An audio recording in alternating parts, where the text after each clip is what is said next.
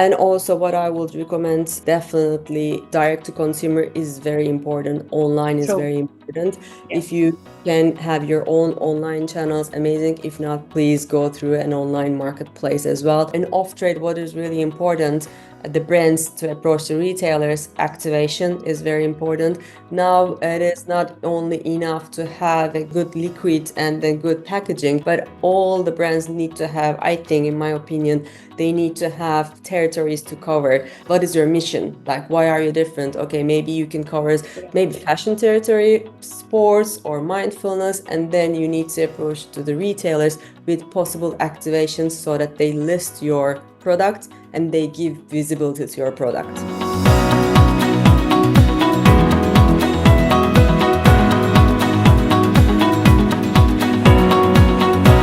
So very good morning and a very good evening from whichever corner you're joining the presentation from. With me, we have Irem. She's a regional and category expert for London competition as well. And this webinar, which is on let's know about the no and low alcohol wines and how to boost their sales. We have her, and this is a part of the London wine competition. What we are planning to do with 2025 London Wine Competition is to go a little bit more specific in the region. So we have been doing a lot of webinars on different regions, and this time we have picked up a category, which is no and low wines, and basically no and low alcohol. And we thought that Irem has been with us from past 1 to 2 years, and she has been sharing a lot of platforms where it's a kind of an advocacy that happens to why this category is becoming one of the prominent category in consumers and trade. And whichever segment, whichever companies are entering into this segment, what exactly they can do to help their sales as well. Yeah, thank you so much, Ankita and London Wine Competition, London competitions, to give this opportunity for the no and low alcohol drinks and the market. So, I mean, I have a multidisciplinary background. I'm a chemist, but then I hold a master's in international business. And I've been studying wine for, I don't know, for ages. I did all the levels of WSET diploma, and I'm currently a Master of Wine candidate stage 2 in the program. And I've been working in the different areas of the wine industry, starting from the production, trade marketing, export, import, branding, strategic marketing. And since almost 4 years, my specialty is in no alcohol, and I work as a business development director for Bev0, which is a global leader in alcohol management and flavor solutions and the equipment. And we have 3 locations: California, South Africa, and Spain. And although the category is new slightly, the company is not new. We're a 30-year-old company, and I am based in Spain. So I would like to go through with the category trends and how we can help the brand owners, brand marketers to increase the visibility and to boost the sales. Amazing, Irem. So just to add on to that, we have met the team, and the team has been amazing in California as well, and we have met quite a few times with Irem as well. And this kind of an attached to the philosophy of we knowing more about the category, we educating consumers at the most about this category and the trade. So the format of the webinar is, Irem, that we already have received a couple of questions from the attendees. So we would be taking up those questions. Let's begin with our question 1 for the day. And to start with, it's about the consumer trends. So what current consumer trends are driving the growth of no and low alcohol categories in the UK? When the start of this category, obviously going no and low alcohol was seen as a sacrifice for several reasons. It could be like health reasons or designated driver or religious reasons. But now it's not anymore. It is now as like a right to passage for independency. This is driven by Gen Z, younger generations, but not only anymore. So it's all across different generations now prefer to drink no and low alcohol wines in most of the occasions over normal strength wines. And the current trends are basically, again, mindfulness and health consciousness. Mindfulness actually doesn't mean that you're not drinking alcohol, but you're more mindful what you're drinking. So that's why, I mean, at the moment, we don't see fully abstainers. We see like blenders and switchers depending on the different occasions. But basically, yes, it's health, mindfulness, and different social occasions. Now, young generation, they don't really socialize over alcohol, and basically also you want to try something else, and taste is really important. And young generations not necessarily like the taste of alcohol, but they're looking for something else. And they don't really want soft drinks because they want to have like adult tasteful drinks. So it's a bit of everything, but basically we have never been as health conscious as before. So the biggest drivers are health, mindfulness, and taste, I would say. True. So we have been talking to a lot of brands, and I think still people think that this is more towards Gen Z, but it's a very good point that you have made that it's more towards the health aspect of it. It's not the Gen Zs who are completely moving towards no and low. It's a kind of a substitute category that has happened with a lot of people that in a week, if they are drinking hard liquors or let's say spirits, then maybe for 2 or 3 days in a week, they would prefer to go for no and low alcohol. So it's a substitute. It's a health that has, I think, tremendously has taken an upper hand after COVID. A lot of people have started paying attention to their health a lot. So I think that's a very well point made that it's not just the Gen Zs, but also the people who are just keeping the health as their priority. If you're just focusing on no and low wines, yes, what you said, it's very important moderation, because majority of this no and low alcohol wine consumers, they're also midweek moderators. So they drink alcohol over the weekend, but during the week, they don't want to drink alcohol. So instead of a drink or water, they prefer no and low drinks. Yeah. Correct.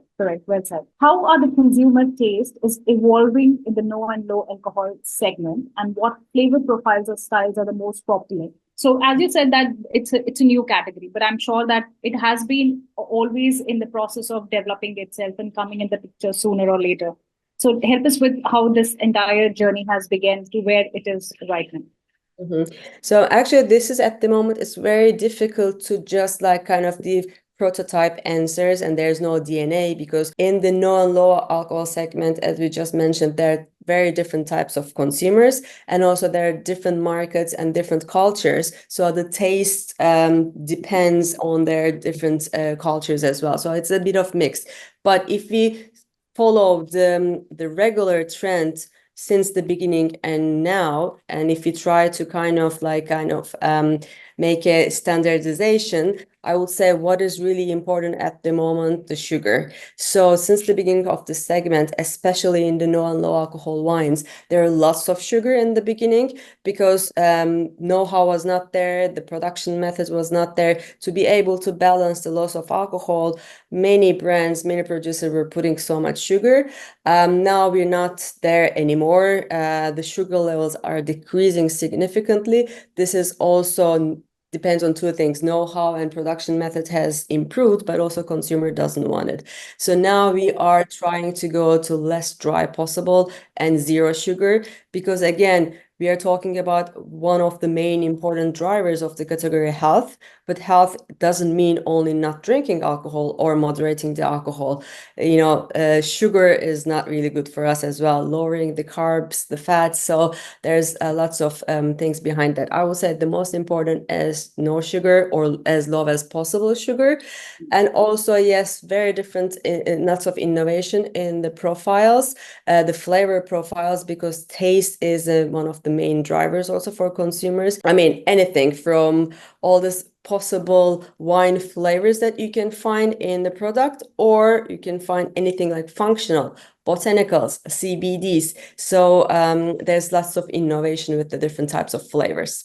Great. I think that is very much needed, because when you are getting into this category, the full mechanism has to be the flavors, the right flavors that keeps the consumers intact to how they usually taste wine, to how they are going to taste no and no wine. And also one important thing is that we have been talking that packaging and mentioning on the packaging that how much calories this particular wine has become very important. So you're right that the know-how, Yeah, and also now the legislations are changing in many countries. Also, it's now getting obligatory to put the nutritional panel, the calories, and there's more and more visibility. How can we classify the no and low wines? And it means the wines need a range of alcohol to determine, so can affect the concept of wine. So I think this must be the brands who are planning to enter into this category. So just help them to understand like how usually the classification happens. Okay, so this is a very, very difficult question because unfortunately there is no one global classification in the no and low alcohol segment, and especially the wines. So I bet so many brand owners had wasted so many back and front labels because we don't have really clear indication. But if we can kind of do like a big picture and then focus, let's say in European Union, normally in the no and low alcohol wines, European Union follow the definitions of OIV, International Wine and Wines Organization, headquartered in Dijon and France. And according to OIV, anything about 8.5 ABV is an alcohol, but obviously there are different exceptions depending on the region of the production. But 8.5 and above is wine. But below 8.5, legally, it's not wine. So OIV recognizes dealcoholized wine. Dealcoholized wine in European Union can go up to 0.5% alcohol. And to be able to call it dealcoholized wine or no alcohol with the word of wine, it needs to be only ingredients allowed in the wine making and enology. And also it needs to go through a dealcoholization process. And anything between 0.5 and below 8.5 is partially dealcoholized wine, according to OIV. That is what we also call generally in the consumption culture like low alcohol wines. Again, to be able to call it wine, it needs to be only the ingredients allowed in winemaking. If there's other ingredients, external flavors, then it will be dealcoholized or partial dealcoholized based wine drink or wine beverage. But also, if you look in the UK market, this is a different story because in UK, to be able to be alcohol free, then it needs to be 0.05, not 0.5. So, and then also again, World Spirits Drinks Organization and Beer and Soft Drinks Association, they also says that no alcohol needs to be below 0.05, but then low alcohol less than 1.2. So this is a very big gray area at the moment. So if we say 1.2, low for what? Yes, it's low for beer, but it's like it's not only low enough for wine, so I'm sorry, it's not high enough for wine to be called low. And also if you want to export to Japan, in Japan below 1%, it's called no alcohol. So I would recommend all the wine, no and low alcohol wine producers or brand owners, like really get a legal counsel depending on where you're producing and then which market you are going to sell, and study this before, depending on the markets. Because when you also produce, depending on the country of production, you need to comply with that legislation of that country, and then to be able to comply also with the legislations of the consumer market. So it's a bit, at the moment, a bit gray area, and it's a lot of confusion. And I think we are also confusing the consumer with different types of legislations. I hope in the near future we're going to have it more global. What are the key elements to effectively position and market these wines to differentiate from the traditional wines and other low alcohol beverages? So I think it's a prominent challenge for all the brands that are entering with this category. So what's your suggestion here, Eren? Yeah, I think for me, what is really more important here is to be able to like kind of really understand your target and your consumer audience. Because again, in the no and low alcohol wines, there are different types of consumers, but who are you going to target? Are you going to target like really wine lovers and who are looking for moderation? Or are you trying to recruit new consumers who are soft drink consumers or beer consumers, or who are young consumers who doesn't like the taste of alcohol? So I think this is very important to differentiate and understand your consumer, and then depending on that, obviously you can position your product differently. But also what is really important, if we are talking about no and low alcohol wines, again, there is one type of consumer that they are really looking for a product which tastes like wine, and then if you're a consumer, obviously you try to get the liquid as similar as wine, but other type of consumer, they don't necessarily know wine, but they're looking for an alternative beverage. And I think in this case, there should be more innovation and creativity involved. But again, no matter what, I think there are three important things. Yes, amazing liquids, what is in the bottle or the packaging needs to be different and unique and tasteful. And then the entire product, the packaging, and also, for example, I mean, today is very important, sustainability. The packaging, I think, should be also as sustainable as possible. And then storytelling, because now there's so much competition, why your brand is different than the others. So storytelling and the connection with the consumer. And obviously, last but not least, unfortunately, lots of money. I mean, yes. if you are lucky, if you are creating an amazing brand and lucky and to be bought by a big player, amazing. But if not, to compete in this space, I mean, yes, investment, but also like really investing in the right channels. One important thing with the no and low alcohol wines, obviously the buyers. Which distribution channel you want to go? Are you going to go with the wine buyers, and most of the time they are the obstacles, or are you going to go with the soft drinks or functional beverage buyers? So this is still, again, a very vague area, but I would suggest to all the brand owners to minimize the efforts and the investment, like find your niche, find your connection, find your niche, your target. Don't try to do everything. Don't try to cover all different consumers. One interesting point you made here, Irem, is definitely. I think once they clearly identify what is their target audience, if they want to recruit to new consumers, if you want to target a new consumer, it's going to be completely different to, putting it as a substitute to the actual wine lovers. When you mentioned that it's important for them to look for the distributor, which one is the right, whether to go with the wine or to go with, let's say, the soft drinks or etc. Where do you see most of the brands are moving? Do you see brands often go with soft drink distributors and those, or do you think they still stay with the wine or the proper alcohol distributors? Depending on the market, there are different approaches. But if you're talking about no and low alcohol wines, generally still the producers or the brand owners go with the wine importers and distributors. But also now in different markets, there are only no and low alcohol drinks dedicated importers and distributors. So so now that's an option. 2 years ago, this was not an option. So you would either go with the alcohol importer distributor or soft drinks, and then obviously conflict. But now there's dedicated importers. But in this case, it is kind of like first come, first serve, and then you need to be unique, because these dedicated importers, most of the time they want to have one specific wine from one specific category. So this is also a bit challenging at the moment because there is lots of demand. And also what I would recommend, definitely direct to consumer is very important. Online is very important. If you can have your own online channels, amazing. If not, please go through an online marketplace as well. And also, if you are going through the retailer channel, that is very important.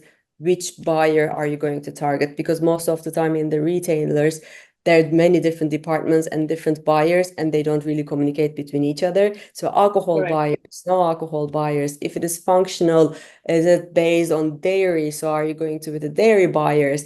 Or look, if it is functional and based on caffeine, are you going with the coffee or tea buyers? So this is, I think, again, your niche and your targets, and decide on strategically. And also one more thing, in UK now, as 2023 with Waitrose, actually many retailers started to give like dedicated no and low alcohol areas. So now it's getting a little bit more easier, because I think the buying system is been getting centralized as well. Correct, because now when you go to the restaurants of, let's say, in UK and as well as in the US as well, there's a dedicated menu and there's a dedicated space in the menu for this category. So I think it's coming out very prominently that there is a proper segregation. There's a proper highlight which is being given to. Yeah, definitely. On trade is increasing as well, but still off trade is more the king of the category. What innovation or adjustments in the production have helped leading brands to create a no and low wine that appeal to the premium wine consumer? Okay, so no and low alcohol wines. Again, if you're talking about me, we can talk about the dealcoholized wine and we can talk about the Correct. wine proxies. But if we are focusing on dealcoholized wine, which is the majority of the category, is now composed of dealcoholized wines. Obviously, the technology is improving. I mean, in our company as well, 30 years ago, we started with spinning cone column. It's an Australian technology, amazing technology, but we thought that it could be improved. So in 2015, we did a switch to a low temperature vacuum distillation, which is a gentler process, and then it can has a better aroma recovery. And now, for example, next year we're launching a new equipment called Clear Alc. This is going to have a better flavor, aroma recovery, and to be able to incorporate it in the wine. So, and many producers are more educated at the moment, and even winemakers. So there's not more education in this area, still not enough, but yeah, they are more educated. So that is also very important. And also choice of the wine. 5 years ago, 3 years ago, many people were choosing any type of wine to dealcoholize and create a no alcohol wine or low alcohol, but it is not the case anymore, or I hope it's not the case anymore, because the wine choice is very important. And also, if there's any flow in the wine, it's going to concentrate. So you want really good quality flow free. And obviously post adjustments. Now adding lots of grape must, grape juice, time is over. So there are different ingredients and more healthy ingredients that to create more higher quality and premium wines, the alkalized wines. One quick question here, Irem, because I've seen your facilities. Do you think that the production or the equipments that you are using, is it easy for a winery to set it up in their winery? Is it easy for winemakers, or do you think that they should approach to companies like Zero? What is a better option for them? Yeah, so there's both options. I mean, we sell the equipment, but we also give service. But unfortunately today, even though if you go with the smallest equipment for dealcoholization, it is big. So we're talking about the smallest equipment that can do like, and space, and also the capital. We're talking about 500,000 liters per hour, the smallest. So you need to have enough volume and capital to be able to make the investment for this equipment. But on the other hand, if you make the investment, then you separate the alcohol, and then whatever you separate, the alcohol, especially with our equipment, is rectified. And then the alcohol you're obtaining is a commodity, and then it can be used as a byproduct in RTDs, or you can sell it to distilleries. So there's obviously the capex study needs to be done. But if you're a small producer or mid-sized producer or brand owner, obviously you shouldn't, or you cannot get your own equipment without securing a certain amount of wine dealcoholization per year. In this case, we recommend those producers to use a service center. And then obviously, if you can build the volume, then you can buy your own equipment. Correct. But again, we are also the challenges, and we are also working on how we can get a smaller equipment and making more affordable for the mid-sized businesses. So this is a R&D process as well. So I think we talked about one of the interesting distribution channel of direct to consumer, but which distribution channels are proving most successful for the category, any category, and how should brand approach retailers? Yeah, so we talked about it, but just to recap and at some points, at the moment with the no and low, off trade is the biggest volume and volume at the moment importance, and then on trade is growing as well, but it is more difficult to penetrate on trade. And why off trade is important? Because after COVID, our habit has changed a lot, and then we started to entertain ourselves a lot at homes, in premises, sorry. And so that's why at the moment the consumers generally, when they go out on trade, they look for different engagement, different experiences, and most of the time you go off trade and do our purchases and to come home and purchase home. But again, on trade is growing.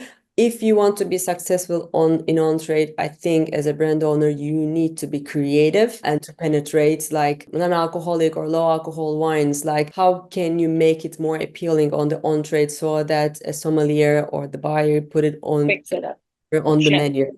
Like, for Correct. example, corn premiums, it can be in part of the food pairings, or it can be also used in part of the cocktails as a mix, or also in off-trade, what is really important, the brands to approach the retailers, activation is very important.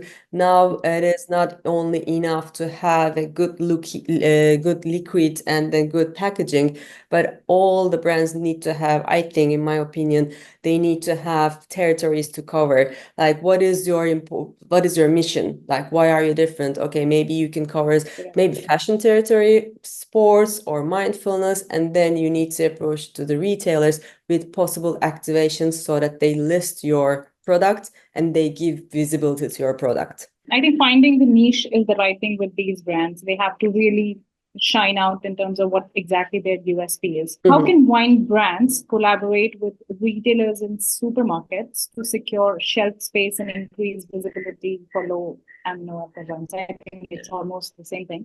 Yeah, exactly. I think I just responded this question. One thing that maybe I can add, they can also use seasonality approach, like Christmas, Easter, in Ireland, St. Paddy's Day, with the seasonality approach, also retailers and supermarkets give more focus, obviously, to different products, which make it appeal to their own shoppers. So it's always, I think, important to think about, yes, you're a brand owner and you think about B2B, you're trying to sell your business to another business, a retailer, a supermarket, but then it is very important how your brand is positioned in the consumer mind so that this other business give you more visibility and more shelf space. So the connection is really important. And even though you're doing B2B sales, you should really appeal to consumers. So direct to consumer is very important, and create your brand awareness as unique as possible. Are there specific packaging trends and certification or labeling technique that you think resonates best with no and low alcohol wine consumer? Yeah, the packaging trends, obviously, at the moment, this is the big reality is sustainability, not only environmental sustainability, but obviously financial and social sustainability. But in the packaging at the moment, like if you're talking about wines in the glass bottles, at the moment, I would recommend to go as light weight bottle possible, especially in Nordics. There are tenders about that, and in UK, most of the supermarkets, retailers, they limit the weight of the bottle. So, because the more weight is, the heavier the bottle is, it creates more carbon emission. So lighter weight bottle, and also different types of packaging. The cans are, it's very good for the segment no and low because it's single serve, and then it's also sustainable, it's recyclable. And now there are like huge innovations now with this dry fiber paper box bottles, Tetra packs. Yes. Exactly, Tetra packs or bag-in-boxes, depending on different markets. And the certification, obviously, everyone is trying to get certified their product, sustainable, fair trade, vegan. In this case, I think there are so many certifications, and they're different. Like for organic, sustainable, there are different logos. I mean, is it really transparent or not? So I think that is important to decide which certification you're going to follow. And also in European Union, at the beginning of 2022, it's not allowed to put organic certification on dealcoholized wine. Before it was, and then they changed the legislation.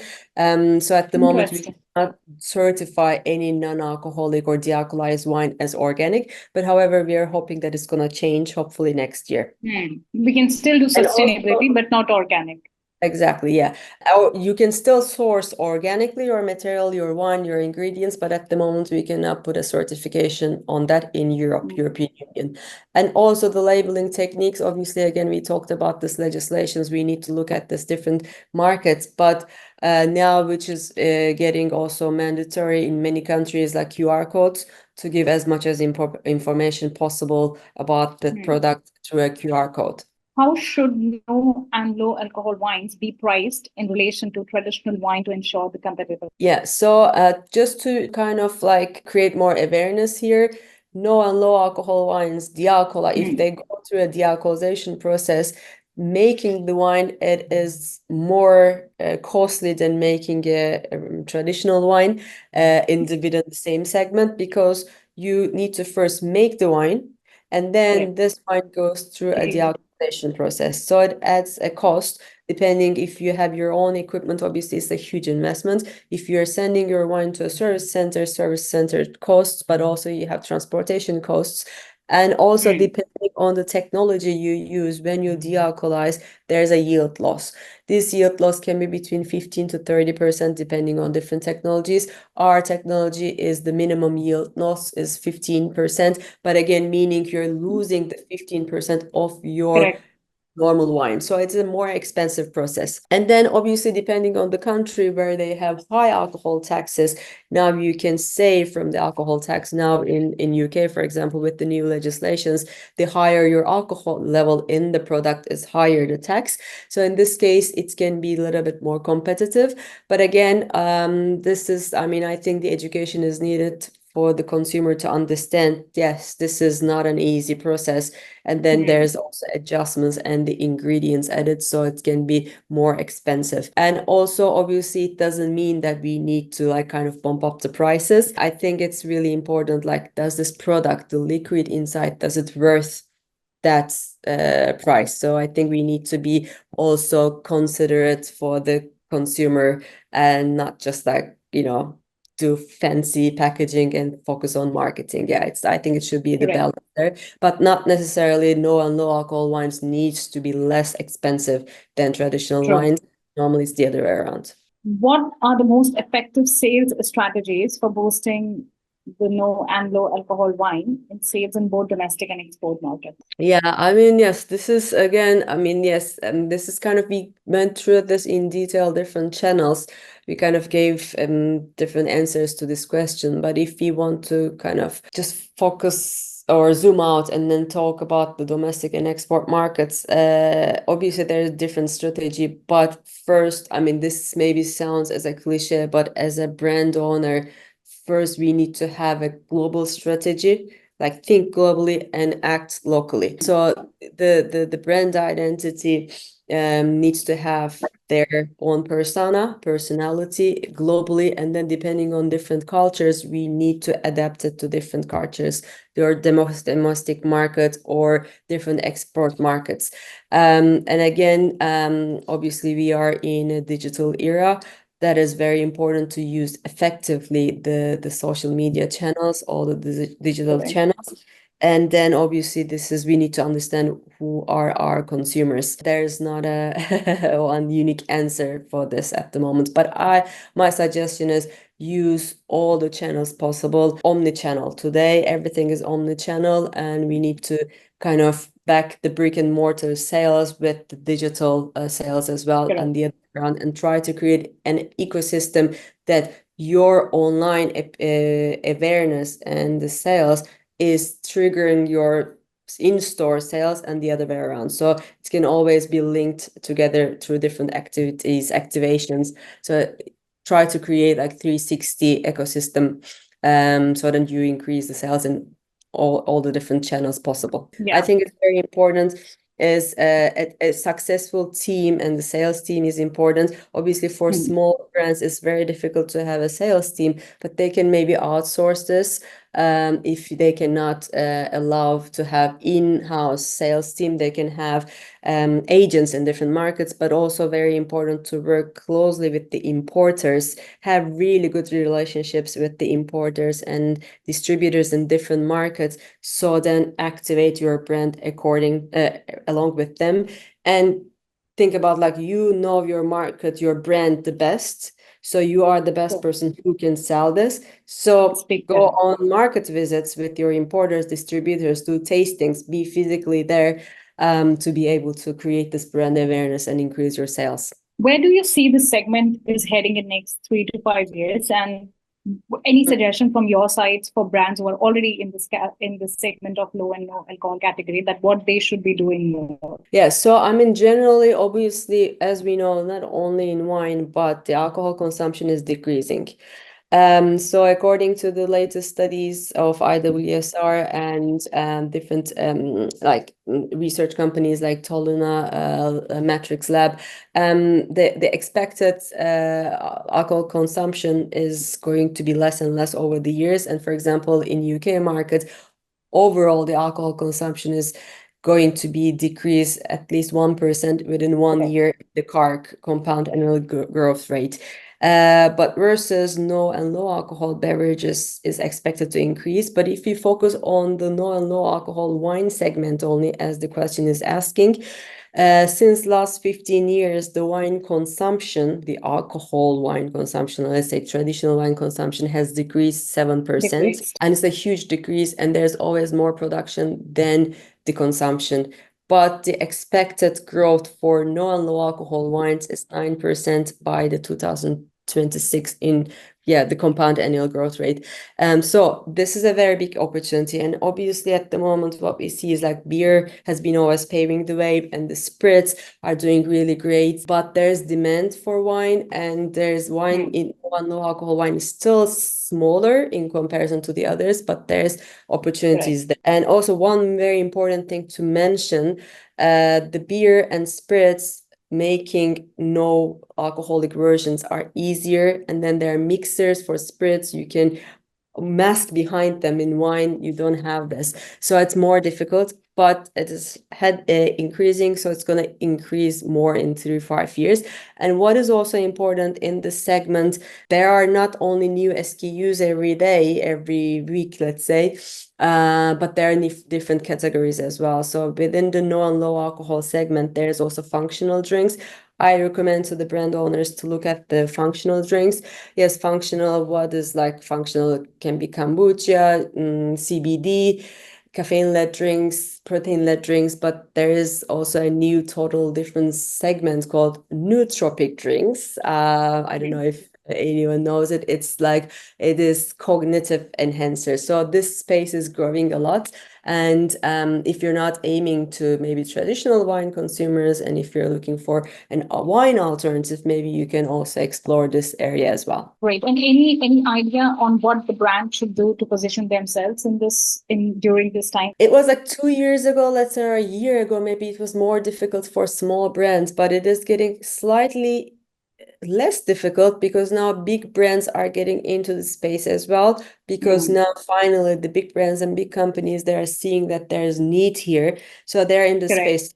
Big brands, always it's easier for the big brands to kind of draw the category, so because they have much more capital and budgets, so they are now increasing the visibility of the category. In this case, I mean, maybe 5-6 years ago, the first brands who started in the market, they put all the effort to increase the awareness in the category. Now the newcomers, I think, have this little bit easier. So I think newcomers, new brand owners, they really should focus on their uniqueness, because yes, the category is growing, the visibility is growing, but the competition is growing as well. There's lots of brands and there's lots of fragmentation, especially in the no and low alcohol wine segment. The spirits, beer is more consolidated, but the wine is very fragmented. So we are going to see if the growth of the category will keep up with the fragmentation. So I think, focus on your uniqueness. What is your unique proposition for the consumer? Irem, why don't you just give us a brief about what BevZero does, because I'm sure that couple of them knows, but a lot of them are new to it. So if you can just help us in terms of little bit briefing to what exactly it does. We are a service company, service and equipment company. We have 2 pillars in the company. Our headquarters is in California. As I mentioned, we have a facility in South Africa and Spain, and they're owned by us, each location. And then in the company, we have 2 pillars. We distribute equipment, the alcoholization equipment, and other type of equipments which can be helpful for no and low alcohol wine manufacturers, but also wine producers as well, which are green equipment as well, with tank isolation and mixers to reduce the energy consumption. For example, in our facility in Spain, we have solar panels, and all the energy of the dealcoholization is coming through the solar panels. So we have sort of different equipments in our portfolio, but also our very strong part is the service business. As I mentioned before, equipment is a big investment. So it's an investment for normally mid plus and big wineries and producers. So for the small businesses, it is very difficult to acquire this type of equipment because of the capital and space. So we help those producers to, create their non-alcoholic or low alcohol wines. We dealcoholize, so we can be involved in the process as much as the client wants. We can just do dealcoholization and then ship bulk, and then the producer, if they're experienced, they can do the finishing, but we can also give a turnkey solution, source the wine, dealcoholize, finish the product, adjust it, bottle, can, and provide a finished goods to the brand owners. And also we give consultancy, and we do NP, new product development sessions at our locations, and to create new profiles, new unique products for each client. And we also have a white label offering. If you're looking for a fast solution, we can just create a white label option for you. So we are quite flexible in the working.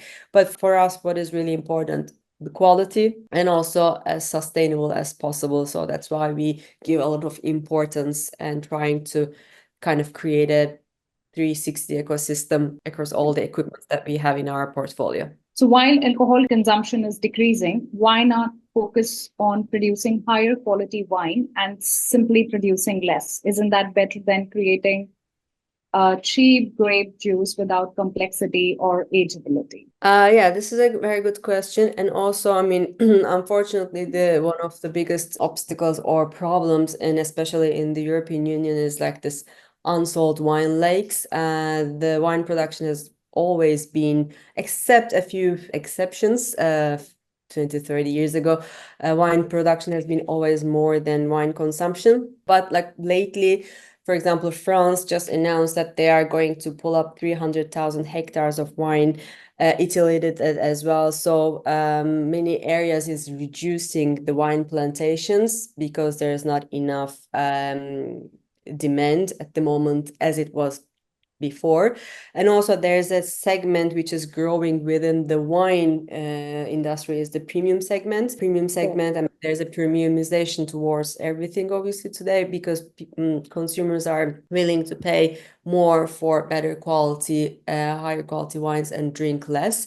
So that is, I think, very important. But on the other hand, there is no and low alcohol wines or dealcoholized wines, because there is also a demand for that. Again, what we were just speaking in the beginning, not all the consumers are wine consumers. They're looking for alternative taste. So that's why I think these two categories can go hand to hand together. It's not a disruption of the other category, or wine shouldn't be a disruption for no and low alcohol wines.